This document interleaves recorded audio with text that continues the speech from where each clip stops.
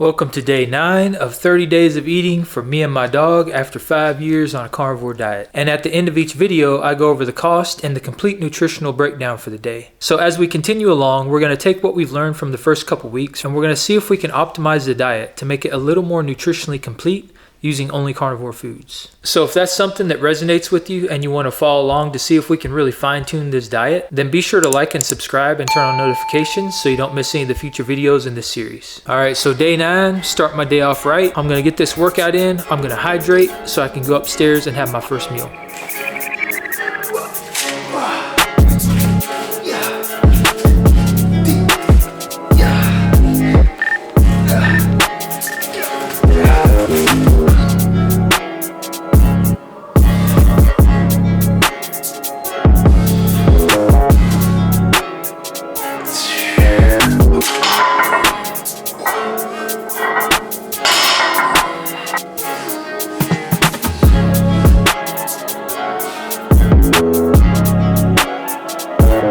Alright, my workout's complete. It's time for meal number 1. It's time for breakfast. And I have right at 16 ounces of 75/25 ground beef from a local butcher shop.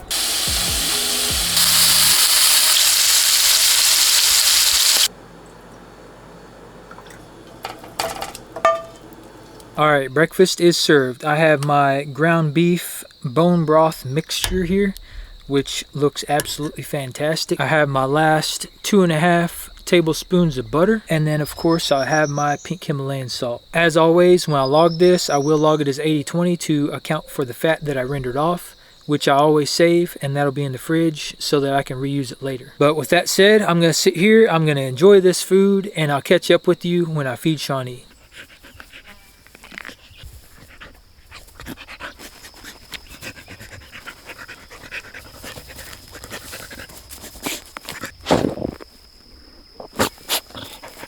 Alright, supper time for Shawnee. Let's see what's on the menu tonight. So, pretty standard meal. We have 16 ounces of chicken leg quarters with chicken back in there for some raw meaty bones. I get this for $1.79 from a local butcher shop. We have 4 ounces of 80/20 ground beef from a local butcher shop. I get this for $2.99 a pound. The total for the 4 ounces is 76 cents. We have 3 ounces of chicken gizzards, which I get for $1.25 a pound. 3 ounces is 24 cents. Got 1 ounce of beef tripe, which I also get from a local butcher shop. I get that for $2.99 a pound, so 1 ounce is 19 cents. We have 3 ounces of chicken feet, aka 2 chicken feet, which I get for $2.24 a pound. 3 ounces is 32 cents. Then on the end here I have 2 ounces of butcher blend. This has heart, kidney, and a bunch of odd cuts from different types of meat in there. I get this from a local butcher shop for $2.49 a pound, and 2 ounces is 32 cents. And then hiding in the back here we have 1 cup of bone broth, which I made myself, 100% free. So the total cost for this meal, all the food you see here, which is 29 ounces of food, is $3.72, which boils down to $2.05 a pound.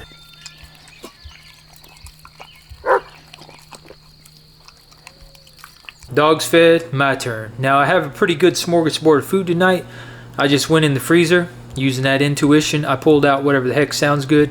So I've got quite a bit of different foods here, and let's go through this real quick. Alright, so I got right at 4 ounces of turkey fries, and if you're unfamiliar with turkey fries, that is turkey testicles. 6 ounces of beef fat trimmings from a local butcher shop. I get these for $3.29 a pound. 11 ounces of beef ribs.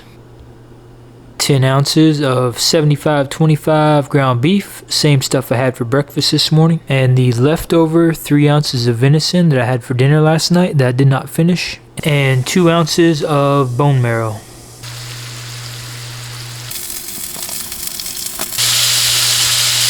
Alright, dinner's done. It's time to dig into this. I'm so looking forward to this because I'm a huge fan of beef ribs.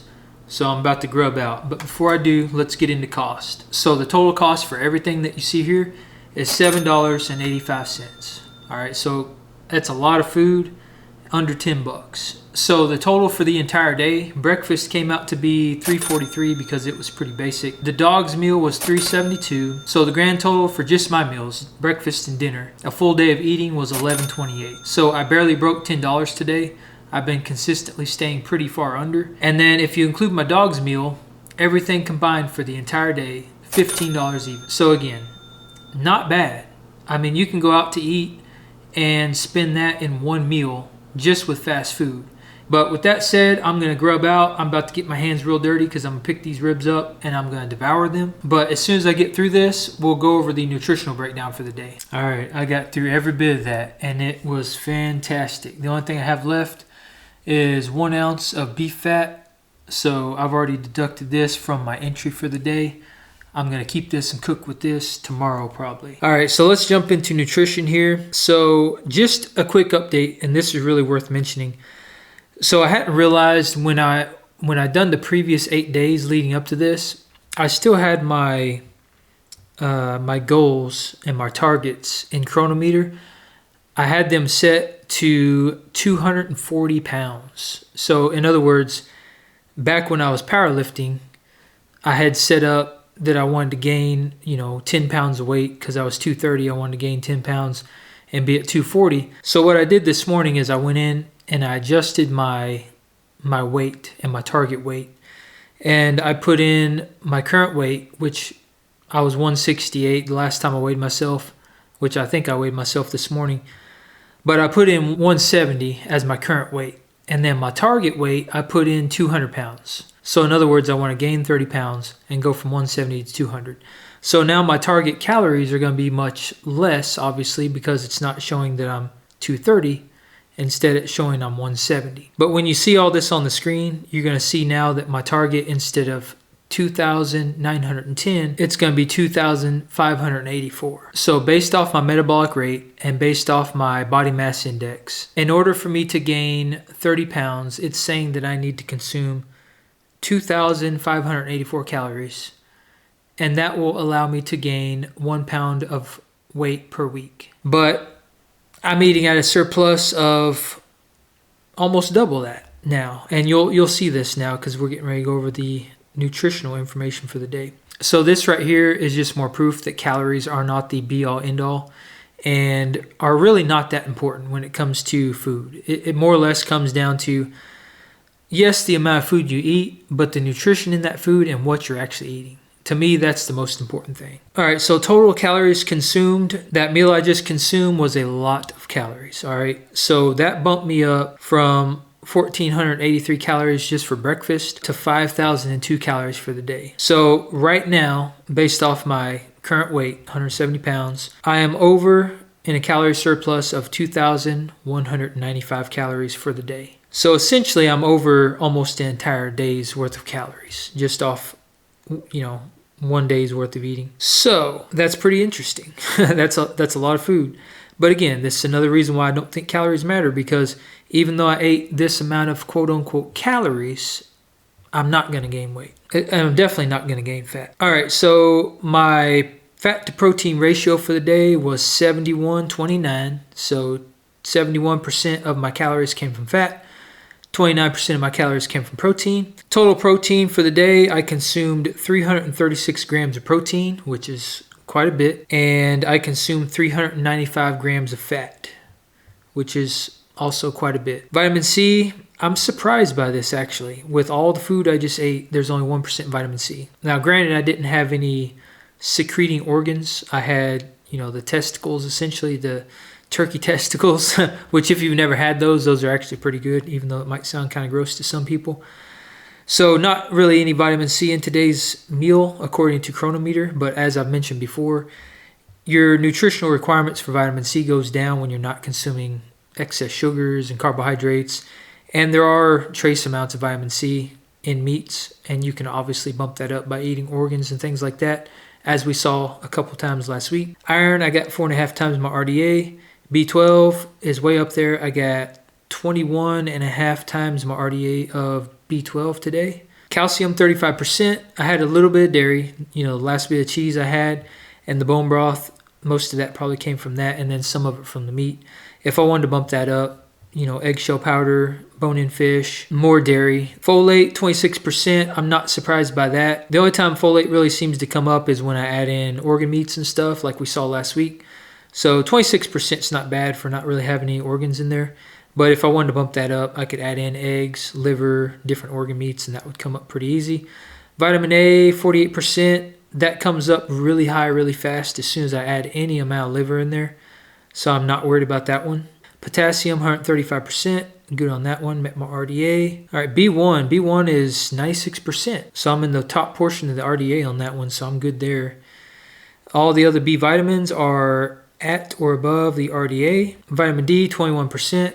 Also, based off what we've been seeing, I'm not too surprised by this.